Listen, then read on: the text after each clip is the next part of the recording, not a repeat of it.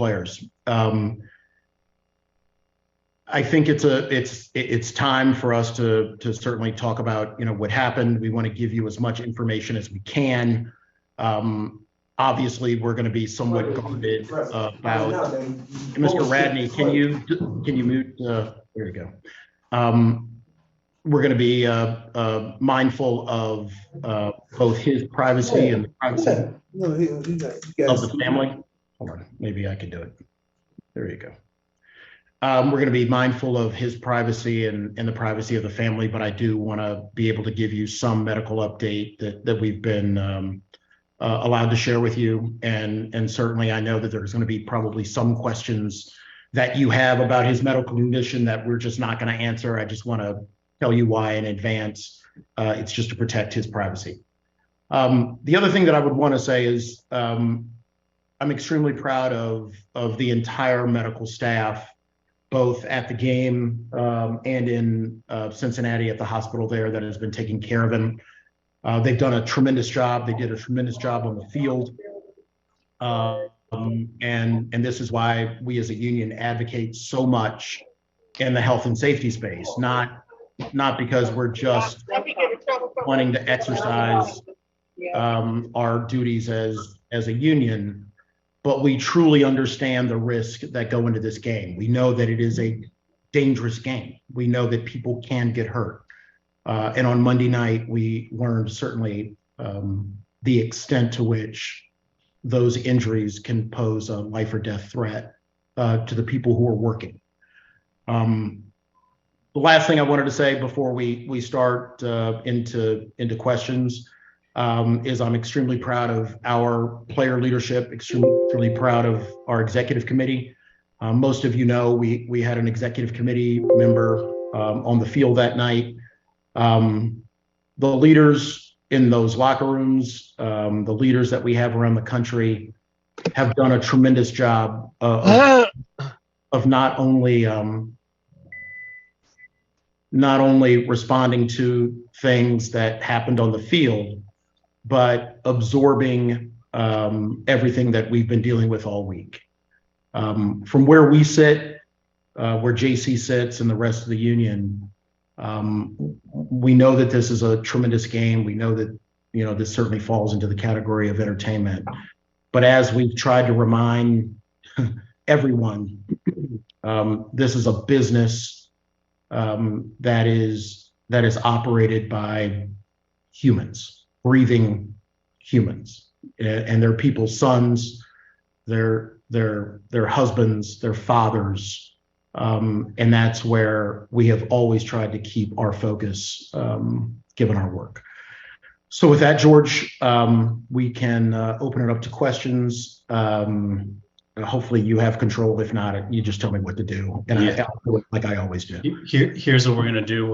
We're going to give Dr. Mayer an opportunity, because he's there in Cincinnati at the moment, to share his update, and then if people have questions, we're going to try to do this as orderly as possible, just using the hand raise feature, and we will get to as many as we can. Dr. Mayer, you're up. Thanks, George. I appreciate it. I am at the University of Cincinnati Medical Center. For the past few days, I've been here to assure the family that Damar gets the best possible medical care possible, and to support them and his team of people who are with him through this, frankly, horrifying process. I've also worked closely with Bill's training staff, head trainer Nate Bresky, and Brandon and Tabani from his team, as well as coordinating with Dr. Les Bisson and Tom White, two of their team physicians. It's been a joy and it's been a strain, and we're very pleased with the progress that's been made, and I'll say more about that in a minute.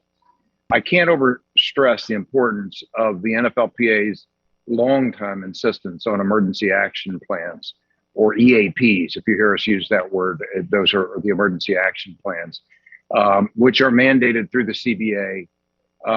The importance of these to the successful outcome of this case really cannot be overstated. They're submitted to and approved by me, and are really the backbone of successfully dealing with events such as these and others. The EAPs have to be practiced in drills every year. both at the practice facility and at the game facility. Each person's role in 5 different clinical scenarios, disaster scenarios, are assessed under very realistic conditions and then submitted the results to us. For the past 10 years, we've mandated meetings of the club and sideline medical staff where roles are assigned, a so-called 60-minute meeting. Sometimes it occurs at 90 minutes, but we call it the 60-minute meeting, and literally go around the room and says, okay, cardiac arrest, who's leading the resuscitation, or the code as we call it.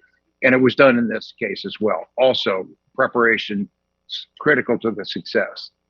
Let's be very clear. If you plot it out and look at it as I have, and we've, Dr. Hines and I have rewound this many times and will many more, within 30 yards of where Damar fell, almost on the logo at the 50-yard line, were 3 of the most highly trained and skilled emergency physicians in the world. And emergency physicians, as you know, are the experts in patient resuscitation. Their names are Dr. Woods Curry. He was the airway management physician who ran the resuscitation. Dr. Jason McMullen, also an emergency physician, and Dr. Brett Betts. Dr. Betts is the emergency physician, but also team physician for the Bengals, who very kindly and aggressively came out. And so that 3-person unit was responsible for saving his life, period. I've met with them here at University of Cincinnati Medical Center. The family has met with them. That was a very grateful and tearful reunion, as you might guess, for all parties involved, but thank you to them. From there, the field, he was taken to the University of Cincinnati Medical Center's emergency department, which is a world's leader in resuscitation science and has been as long as I've been a physician. They performed flawlessly and transported him to the trauma service with very talented emergency and critical care folks. Dr. Tim Pritz, who is the chief of general surgery and their trauma service, superb at both his clinical skills and his communication skills. I've sat through all the debriefings with the family, and Dr. William Knight, an emergency physician and critical care expert there. Their team was flawless, impeccable, not just on the clinical side, as I said, but the communication side, and the nursing staff, support staff, led by Shelley Gordon, who heads up that unit, took it from there. And folks, it just doesn't get any better than that. This is a Pro Bowl, Super Bowl, elite level group of physicians, nurses, and technicians. As to the player, as you know, we never comment specifically on individual player care, but what I can share with permission of the family is that, well, there's a long way to go. All signs are optimistic, highly optimistic, and point to what is likely to be a full neurologic recovery. Now, we've got to get there, but so far things have been very, very positive. I think you've heard it's a matter of public record that when he woke up, which was much sooner than expected, his first question was, did we win the game? And as Dr. Pritz so wisely said, Damar, you won the game of life. And that's in no small measure to that group of people that I've mentioned. But also, again, without the EAP, without the union stressing the importance of working closely together with all these physicians and the team physicians, I compliment the Bills team's physicians for recognizing this was a crucial situation and doing the all call, the helicopter sign, is what pulls everyone onto the field. On a personal note, despite the careful plans and the drills and the superb professionals who cared for him, there's a critical aspect of this outcome that no one should miss, and that is the courage, the character, the tenacity of this young man was essential to him being in the position that he's in now, to continue to heal and to continue to thrive. Because without that, we simply wouldn't be discussing this in the positive light it so richly deserves. And that comes in no small measure from his parents, Nina and Mario, who are simply great people. So I would say that Damar chose his parents very, very wisely. And as you know, we're all on Team Damar now, supporting him. And I'm going to turn this to our Deputy Medical Director and Chief Health Equity Officer. If you've not met Colonel Sid Hines, Dr. Hines is a brilliant neuroscientist, a long career in the military and decorated career in the military. And he'll share a few words about, the broad phenomenon that was responsible for this. And I would say that both all the physicians here. We talked at some length this morning, and I agree on where this came from. So Sid, turn it over to you, partner. Tom, thanks very much, and thanks for your presence there in Cincinnati. I know it means the world to everyone there. A lot of people have been speculating about, what would have caused this. Young, healthy, great condition, young man, and what we have seen through the video and what we know. Tom and I discussed this and probably said it in unison, but commotio cordis, a blow that hits you in the chest and hits you in a very, very unique time. And that's when there's an upstroke of the heart. And go back to what an EKG looks like, the second peak, it has to hit you in the right place. And so it's a very rare incidence. It doesn't happen very often at all, but we know about it. And to what Tom spoke about, the emergency action plans, preparing the teams ahead of time, that's all part of hoping for the best and preparing for the worst. And that's what happened. They were ready. So one of the things I want to touch on, I was in Cincinnati earlier this week, is, Damar is going to be getting an evaluation, a continuous evaluation as he improves, to take a look at any other underlying causes that or medical conditions that he might have. So I want to make sure that everybody appreciates that, not only cardiovascular, but they're going to look at everything. That's part of the recovery process when someone goes into VFib and has to be defibrillated. So, and the last point I want to make is, we're obviously, our focus is on Damar, but everyone saw the videos. We've met Damar's parents, some of his family, some of his friends. Just want to make sure that everyone's aware that we, through Dr. Amber Cargill at the NFL Players Association, are reaching out to the players, behavioral health teams, to ensure that everyone has someone to speak with, and they can talk these things through. And we've seen a lot of teammates helping with that process. And it's not only going to help Damar, it's going to help the other players and the players' families. And we want to be there and part of that recovery for them all. JC?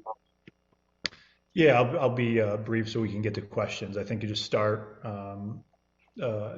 obviously a very difficult couple days for the entire player community and their families. We've been in touch with not just the locker rooms of Buffalo and Cincinnati, but the locker rooms across the league, as we talked about, providing resources, answering questions, explaining how these EAPs work and what's in place to make sure people are safe. As Dee touched on, a ton of credit to the leadership shown and the empathy shown from so many different people. I think we start with the locker rooms of Buffalo and Cincinnati, their reps and their captains who stuck together and knew there are things bigger than the game. Ton of credit to our executive committee and our NFLPA staff of being ready to handle such a scary moment. And I give a ton of credit to the coaches of I'm listening to the press conference. Who again had their players' best interest and safety at heart. So I think there was a ton of superstars that shined bright during this very scary incident. Great. All right. I'm going to call questions as I see them. And in the meantime, please, everybody double check your mute. I think I figured out how to mute We're folks. going to now, you'll see here, overnight get back to freezing. Maybe not. But then the next couple of days, And we've got a weather report. So it'll be a Hold good on, let me scenario. just get- The mountain chooses to actually make snow, but Mother Nature will deliver some. Okay, did I get? Jeez. Okay. Let's go with Mike Jones. You had your hand up first, please. Hey, thanks for doing this, guys. Dee, I wondered if you could kind of give us a little bit of a look inside the immediate moments when you, Roger, officials were talking, reacting to this. There was a little bit of confusion as far as deciding whether to suspend or postpone the game or return. What was those discussions like for you and your team, and what was your reaction to how things played out? Yeah, it's probably best if both JC and I weigh in on this. I was on the phone with Roger immediately, and once I realized just how serious it was, made it clear that I believe that the game should be postponed. I think I mentioned earlier, Michael Thomas is one of our executive committee members, plays for the Bengals. I was able to reach him and have a conversation with him. And at the same time, JC, you should probably just walk through sort of the tick-tock of what was going on with respect to the executive committee and others. But from my side, that's what it is, and I'll let JC kind of flesh out the rest of the picture. Yeah, the moment the incident happened, we made sure we connected as an executive committee. It was unanimous that we did not think that game should continue after that incident. We stayed in touch with the staff. The staff was on it. Dee was on with Roger. We were connected to the league office. Once the players left the field, we immediately got in touch with the reps and the EC members that were on each team, spoke to them. They were both very clear that their teams and their locker rooms did not want to continue.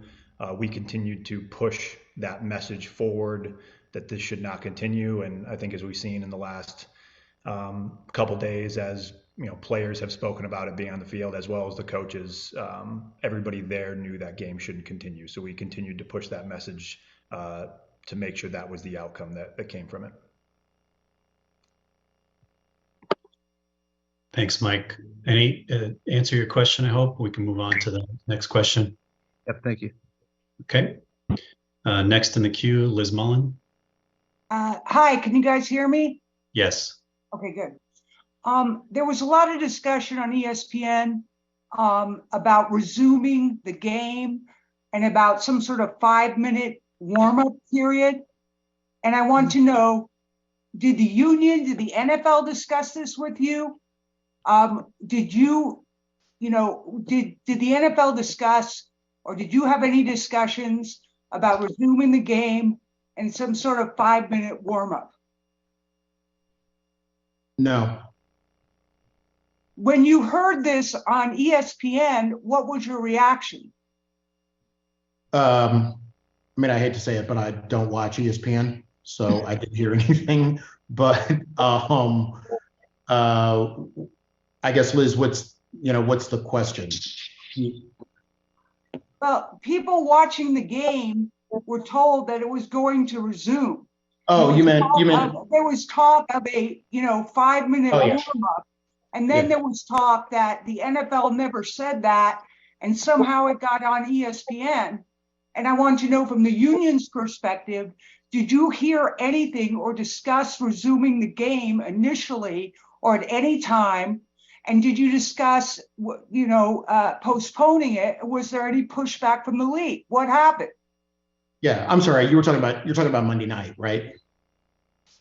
I'm talking about what happened at the game, what people saw, what millions of Americans saw. Monday night. Okay, so when I didn't hear anything about a 5-minute resume. I was on calls for most of the time. No one talked to me about a 5-minute, let's get ready to play. So I think that's the only way I can answer your question. Well, I guess my question is for JC. Were the players at any time told that they were going to go back on the field and play the game? Well, I think, like I said, our stance from the moment the incident happened was that game shouldn't continue. We made that determination as a group, as players, as the player leadership, as a staff. The moment we saw, what was a very scary, disturbing sight, obviously that took a lot longer to be implemented, and the decision is, in the hands of the league. In the end, it took a good time, a good while before that decision was made. I think they have the answer to those questions on why it took so long for a decision that was pretty obvious to everybody else, why it took so long for it to happen. But the players, I think, had no interest in playing, and as the coaches talked about, I think whether it was Zach or Sean mentioned it, Sean said he didn't have any interest in coaching that game and needed to get to the hospital. So I don't think they were focused on playing either. So I'm not sure what was said on the field, but once they got to the locker rooms, they had no interest in going back on the field. Do the players communicate? Liz, I'm sorry. Thanks. Yeah, thank you. Sorry, not my intention to be rude, but we're 30 minutes in and we've got a bunch of other folks in the queue. Thank you. Adam Kilgore, you're up. Hey, Dee, thanks for doing this. What is the union's voice in how to move forward with possibly rescheduling or what the schedule will be, and what is the union's position on that? Yeah, we don't have a role in scheduling. Our job is to hold the league accountable to wages, hours, and working conditions. The management right clause gives management the right to schedule when to work, when the scheduled work can occur. If they want to add work, they have to bargain with the union, but otherwise we're not involved in those decisions. Labor law. And maybe JC could chime in too if you want. Do you have a position even if you're not able to sort of have a voice at the table, so to speak? No, I think as Dee explained, it would be a waste of time to kind of sort through possibilities if we don't have a say in it. So we don't have an opinion, and that's up to the league to make their decision. Thanks, Adam. Patrick Freeman. Attorney Smith, Pat Freeman from the Buffalo Criterion newspaper. How are you today? Awesome. How are you? I was at the game on Monday covering the game in Cincinnati, but I was also covering the game when Kevin Everett was hurt. And a few days later, your predecessor came and met with the media and assured us that Kevin Everett would be receiving over $284,000 a year for the rest of his life if he could not play the game again. Is that the same for Damar in worst case scenario? Yeah, I would never, ever talk about the player's benefits. That's private between him. And you probably know I never answer hypotheticals. The only thing I care about right now is being there when that young man walks out the door. And he knows, and everybody knows, that his union, as it has been since the day he went into the hospital, his union will be there when he walks out the door, and will be with him for whatever he needs going forward. I appreciate that, but what would be his disability benefit for any player that could not play again? It's a fact-specific question, and I can only repeat what I said, and I hope you hear it. I never engage in hypotheticals, and I would never talk about disability. I would never, hopefully no lawyer would talk about the disability payments that you would receive if something happened to you at work on a national platform. I don't think you would appreciate it, and I know sure as hell I wouldn't. All right, thank you. Louise, your hand is raised. Go ahead. Thanks very much. I just wanted to make sure I understood Dr. Hines correctly. Is it the Players Association's assessment that commotio cordis is the most likely explanation for what happened on Monday night? Are there other explanations you're considering? And while I realize it's very early days, are there any policy proposals that are on mind right now, should we say, for how this could be avoided, or if it was commotio cordis, is your sense that this is the kind of freak accident that can only be addressed with emergency action plans? Louise, thanks very much for that question. So we don't provide medical care on the NFL Players Association side of the house. This is information that we've gleaned from watching the video and talking with the medical staff at UC. Like most physicians, we work on what we call a differential diagnosis. What is the most likely cause? But as I mentioned, he has already had a beginning of a workup for other causes, other issues he might have had that are separate from the ventricular fibrillation. So what we hope to do is take it, one step at a time, one day at a time, and see how Damar progresses, and then continue that evaluation. Yeah, I would just add to that I've spoken for the last several days, including hours today, with the team of physicians here at UC Medical Center, and commotio cordis is a diagnosis by exclusion, meaning rule out all other possibilities which could have caused that to occur. It is a traumatically induced cardiac dysrhythmia, which is unusual and quite unique in that respect. We support their thinking and their diagnosis. As Dr. Hines indicated, he'll have, without question, somebody in this situation would have cardiac studies. Some have been done already, ruling out myocarditis and other things that could have caused it. But others will be done in most cases like this to look at conduction issues, so-called EP, electrophysiology in the heart. And as I said, we support them. Now, the good news is, if indeed that continues to be the presumptive working diagnosis, that is so exceedingly rare that someone who had it would not be at risk for it in the future. And if indeed that turns out to be the final diagnosis, then there's been 24,000 men who played this game in the National Football League, and this has never occurred before. So it would be a 1 in 24,000 incidents. So we're supporting their working diagnosis right now. Thank you. Ryan, thanks for joining. Hey guys, Ryan O'Halloran from Buffalo News, one for D and one for JC. D, what kind of resources from a mental health standpoint, be it personnel, are available to the Bills players this week? Yep. So, I'm proud to say that's actually one thing we've done extremely well with the league. You probably know in 2010 or so, we hired our first director of wellness and built out the NFLPA's mental health resources. So we, in a nutshell, have the ability to provide whatever services we need to provide to anyone in the country free of charge. But also Dr. Inyanka Lamti, who actually first worked with us at the NFLPA, is now the director of wellness at the league. She's working with Amber Cargill, our director of wellness.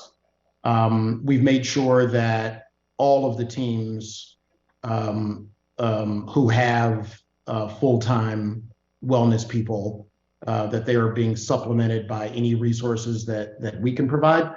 If a team does not have a full-time wellness person or does not have full-time resources, we've been supplementing that, and that's something we've done and I think has worked real well between us and the league. Gotcha. And then for JC, the Bills were back on the practice field today. As a former player, what kind of challenge do you think it is for these guys to have Damar's thoughts in one compartment, but getting ready to play a game on Sunday in another compartment? Yeah, definitely not easy. Again, this is something that I think hit everybody very hard, hit everybody's families very hard as well. I think that's what, Dee was just answering. We've talked about having resources available for people to talk about it. I think what we've seen has also been very encouraging is the brotherhood. And I think teams and locker rooms and former players and, between locker rooms have rallied together to be there, to be a shoulder, to be, strength in numbers. So it is definitely not easy. Obviously, we're getting good news, which I think is probably very helpful to that locker room and all the locker rooms. So that's positive, but definitely not easy. Thanks, guys. Thank you, Ryan. George Radney. Good afternoon. George Radney, Challenger Community Newspaper, Buffalo, New York, Rochester, New York area. Just two quick questions. One question, Dr. Mayer, I believe I was reading the article the same night that this happened, because I remember that as a young kid back in 1971, Chuck Hughes was hit by Dick Butkus in Tiger State, in the old Tiger Stadium. And in the article, it said he had a cardiac arrest, and it sounded similar to what Damar Hamlin seemed to have suffered on Monday night. And unfortunately, he did not make it, Mr. Chuck Hughes. So I believe this has happened before on the football field, cardiac arrest situation. Chuck, it's a good question. It's hard to believe that there was anything before my time, but that was actually considerable. My time too. Now, hold on now. Yeah, no, understood. But I'm aware of that case. Even as at that time, I was a college football player. I certainly was aware of it, and a Bears fan as well. I eventually tried out with the Bears, but that's ancient history. But no one ever looked into it in any detail. The problem was, and I went back into one as far as we could, and what we knew is that he had a significant cardiac blockage in one of his main coronary arteries, and that it probably did not have anything to do with the trauma. It was probably a cardiac arrest from a myocardial infarction. But there's not a whole lot of what is known is that he had a significant blockage in an artery that could have caused that. But I didn't see any autopsy report other than that. Nothing about did he have blood in the pericardium? Did he have anything else? So again, because commotio cordis is a diagnosis by exclusion, the fact that he had evidence of a myocardial infarction, you'd say, well, it was myocardial infarction and not it would be hit in all likelihood. Does that make sense? It does somewhat make sense. Because was there any footage? Because I remember we didn't hear about it. It was in the local newspaper like 4 days later. The game's on Sunday, and it was in the paper. You just saw a picture of the guy on the field with Dick Butkus looking over him. Was there any footage that you know of that actually saw what happened? Let me jump in. Yeah, let me jump in. I actually, starting Wednesday, looked for that. I'm sure there's footage, probably reel-to-reel footage somewhere. I mean, he actually was not hit by Dick Butkus. He collapsed near Dick Butkus. The photo is of Dick Butkus looking down on him, but it wasn't the result of contact. Doc's right. Later, they found that he had a nearly 75% blockage in his artery when he collapsed to the ground. So, no, it's not similar, right? Okay, one quick question for yourself, Mr. Smith, Damar Smith. My question is, with the new money coming, all these three new revenue streams have been coming in to the owners since the players signed that agreement. Now the NFL ticket is going for now with the Apple and with the YouTube and all of that, and it was two other revenue streams. The new TV contract, I think, came after that, and something else. Is there any updating where the players now will still be able to reap the benefits of these new revenue streams that the owners have acquired since the contract was signed? Yeah, the revenue streams aren't new. I mean, they're new deals, but media and the way that we define media under the collective bargaining agreement is, just to make it clear, we grab revenue from all sources. That's number one. We're always obviously happy when those revenue numbers come up, and we will receive our percentage share like we always have. All right. Thank you for your time, sir. Thank you. Both of you gentlemen. Thank you both. Thank Take you. care. Appreciate you. Thanks, George. Dan Graziano. I'm curious what kind of feedback you guys are getting from players, I guess specifically on the Bills and the Bengals, but all around the league in terms of any feelings guys have, concerns guys have about playing again, this weekend. JC, I mean, that's probably. Yeah, we've obviously been hosting calls the last couple of days. We had an executive committee call, we had a board of reps call. We had calls available for the Bills and the Bengals individually, and then an all-player call last night.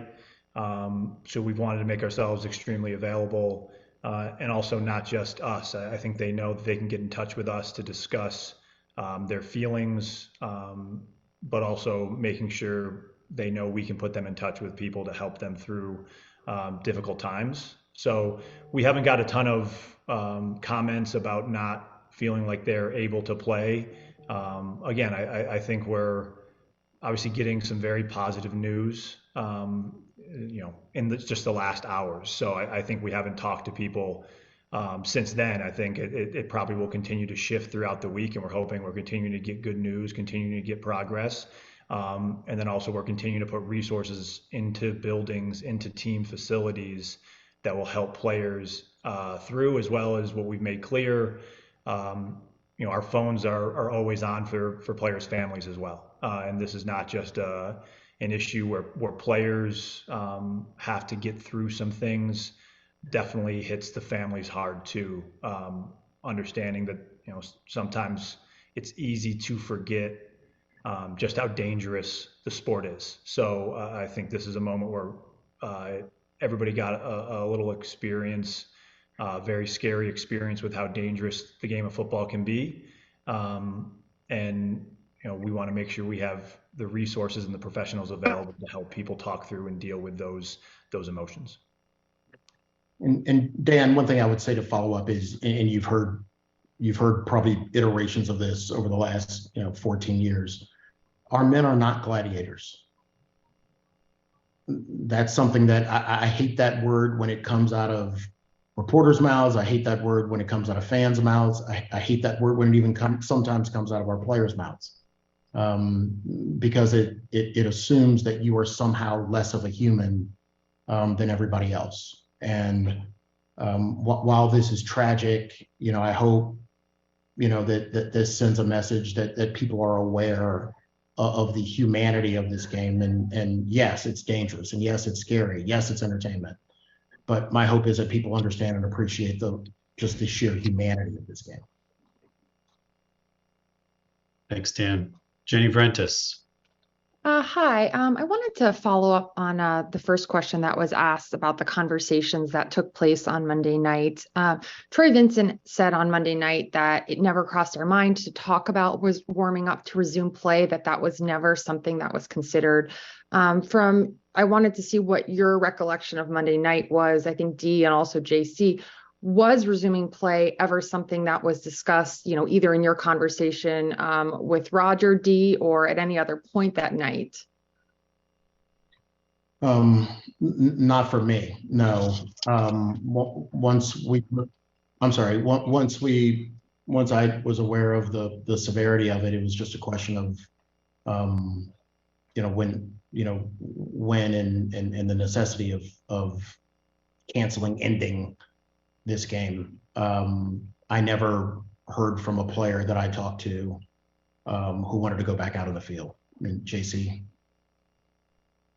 Yeah, again, I was in touch with the players in the locker rooms and the executive committee.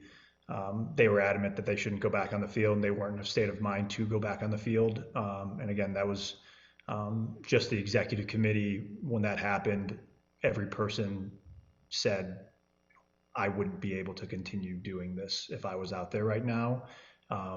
So we made our stance known immediately before even talking to the two teams. And then once we were able to get in touch with the two locker rooms, they echoed what we all believed as an executive committee, that the players are not capable of. So those are the communications I was having. I did not talk to Troy personally, though, so I don't know what was going through his head.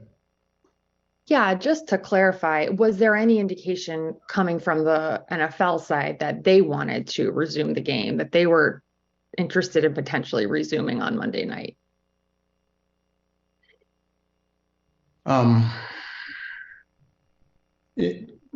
Not, I mean, I can only tell you, and I make a habit of not really revealing conversations I have with Roger.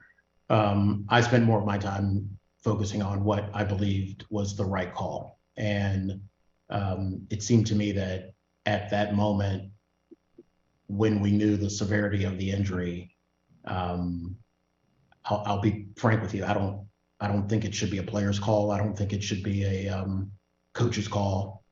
I think given the severity of the injury and what the players witnessed, that it needed to be a call, that the NFL needed to make to not play this game. And I understand. I understand sort of the idea that we'd want to know and we want to have feedback and we want to have input. But I do think that there are certain times when it should be beyond the call of the people who are involved and there. I think that sometimes it should just be the decision that it's best for everybody that the game should be canceled, and I make that clear. JC, anything to add? Or yeah, I mean, I would say I think for most people watching at home, and for, again, the executive committee, our staff, the players on the field, the coaches on the field, it was a clear no, and everybody knew it was a clear no. It sounds like there was a lot of checking to see what everybody's opinion was. Moments like that are time for leadership, time to step up and make the right decision. And I think sometimes when you spend a lot of time asking for everybody's answer, you're asking for, or you're looking for a specific answer, because when the obvious answer, you don't pull the trigger on it. That's why it probably took an hour, is my opinion. Thanks, Jenny. Rob, how are you? Thanks for joining. You're up. Thank you. Hi, guys. This is for JC. How much input do you have with the league in the discussions about potentially adding an 8th playoff team, if at all? Are you involved in those conversations? An 8th playoff team would mean extra work for the players. The union bargains for wages, hours, and working conditions. That would increase the hours of the 8th team. It would be a necessary condition of bargaining. That makes sense? It does. Is that something then that you're open to, that possibility? I never talk about hypotheticals. Nobody's presented a proposal to the union. And I don't necessarily, no, okay, sometimes we do bargain in the press, but today I'm not going to bargain in the press. Thank you. Josina, how are you? You're up. Hi, George. Hi, everybody. Happy New Year. Hey. So first thing I just wanted to clarify, especially with Dr. Mayer, did you definitively hear that myocarditis was not a contributing factor? And 2, considering that Damar Hamlin is a 24-year-old, outside of a blockage in the artery or anything other than that, is there any sort of unique condition that you think could be a contributing factor, particularly for someone in his age range? And then lastly, especially with what you were talking about with commotio cordis, do you think that there is an extension of the equipment that can or should happen that potentially could absorb a blow that wouldn't cause some sort of arrhythmia, or catching it at the right time when there's an uptick, as you were describing before, that would cause such a unique circumstance of events? Thank you, Josina. A couple in the order you raised them, I hope, and remind me if I don't get to them all. Yes, no evidence of myocarditis so far. A player in a situation like that, so I'm stepping away from the individual player, would get conduction studies through a catheterization. that look specifically at are there accessory pathways that put him at risk. There's no reason to think so, in the sense he's had numerous EKGs in the past, and none of those showed any evidence of that. But it would be typical to go ahead and do a conduction study to make sure that he doesn't have an abnormality in that regard. And I'm sorry. Yeah, the second question was just that, is there any sort of unique condition, other than what you guys mentioned, that could be a contributing factor? Because you guys said that examinations will continue for underlying factors that I know you're not, specifically there right now, but in terms of things that you might be looking for that could be a part of that web. Yeah, and the answer is thank you. The answer is everything is under consideration from, and again, I'm talking about patients in general with this, and I'll come to your equipment issue as well.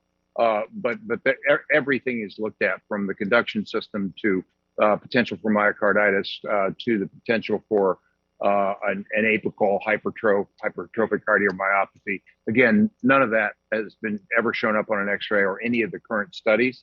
But that's why I say that Commotion is a diagnosis by exclusion. It typically occurs, it doesn't occur often, but it does occur in youth football. And it's also most common in hockey players, in lacrosse players. A personal friend of our family, George Boyardi, played first at Landon High School, but at Cornell, and was hit with a crossball in the chest and suffered what was clearly a commotio cordis. Unfortunately, he was not an NFL player and wasn't protected by an emergency action plan, and did not have 3 highly trained emergency physicians on the sideline, although Cornell has excellent facilities. So there's a lot of literature looking at, could breastplates, could Kevlar plates, could the extension of shoulder pads, could a number of different things to protect the blow, protect from commotio. And nothing has been fruitful so far, but technology changes all the time. I'll stress what Dr. Hines said, which is this has to occur at a 20 millisecond, that's 20 thousandths of a second. That's the only interval in which you can create commotio, which then leads to ventricular fibrillation. And there have been numerous studies that have tried to replicate force, firing various forms of projectiles and all those kinds of things, not humans, of course. But you can't reproduce it. If I put a stopwatch in your hand and said, stop, very few of you have reaction times that would allow you to stop and start and have a 20 millisecond interval. So that's what I mean by it's extraordinarily rare. And we're constantly in contact with Dr. Doug Casa at the Corey Stringer Institute. And you can't make this up, but I started on August 1st, 2001, the day that Corey Stringer died, and got a call saying, you need to become our medical director. But he's a close medical advisor for us on hyper and hypothermia, on sudden cardiac death of any type. And he and I have had extensive conversations specifically about this and what's the future of how we deal with this. Just very fortunate that it's so rare. Thanks, Doc. Thanks, Josina. Thank you. And gonna end right on time with Ben Strauss. Thanks, Ben, for joining us. You're up. Hey guys, thanks. I know you guys have been asked, and I don't mean to sort of questions anymore. But just to be clear, I guess I think like what we've heard is sort of when in that timeline of playing or not playing, that I guess I've heard, and just so I'm hearing you right, that you guys are contradicting what Troy Vincent said, in that the league never considered playing. Like if they're asking, like, do you guys want to play, that is a consideration of playing. And in those, a fair reading of. Ben, you're breaking up a little bit. Yeah, Brent. Yeah. I think I heard the question. I think I heard enough of it to answer. I heard bits and pieces of what Troy said, yesterday. All I can tell you, and I'll let JC follow up, is I never heard from a player that was interested in playing football on Monday night. I know that when Troy does, he's as close to the, acting commissioner when he's giving those press conferences. I know he's speaking from the heart. But there was never a time that I heard from a player who thought it was a good idea to go back out on the field Monday night. JC had far more communications, and he was aware of communications between the players themselves. And I can weigh in as well. Yeah, I know we've obviously talked about this quite a bit. The players had no interest in playing. The coaches had no interest in coaching. I think every player, former player watching that game knew they would be unable to play. And like I said earlier, in times where a leader needs to make a decision, when you take a bunch of time to ask everybody else what their opinion would be, it seems more like you're searching for the answer you want and not what the right answer actually is. So we made the determination it wouldn't be smart to continue playing. The moment we saw what happened and how scary that was, again, it as we all know, it took a long time for that to actually go into effect. Thanks, everybody. We appreciate everyone's time. We will make a recording and transcript available to you as soon as it is ready. DJC and the two docs, we appreciate you very much for being available and for everybody to join. Thank you for being a part of it. Happy New Year. And best news is Damar's improving. So it's great stuff. Great note to end on. Thank you, everyone. Thanks. Bye. Thank you. The recording has stopped.